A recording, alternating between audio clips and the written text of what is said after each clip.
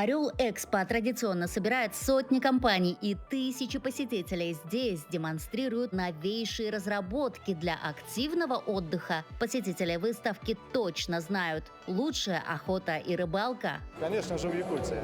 А товары у бренда. Учур. Учур.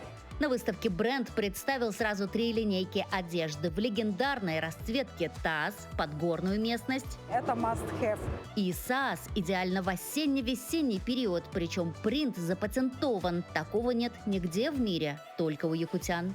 И вот здесь вот вы видите, это у нас получается река, рельеф реки Учур, который мы как бы отметили на принте нашем. Новинка бренда – коллекция Elegance в глубоком черном. Представлена впервые, в Якутске ждем в ближайшее время. Больше такой для повседневной жизни. Главная особенность – качества. Каждая модель протестирована в Якутии, прошла испытания холодом до минус 60 градусов и жарой в плюс 40. Мы гордимся тем, что вся наша одежда, она адаптирована и протестирована в наших условиях именно таких экстремальных. Наша философия – это сохранение исконных традиций Якутии.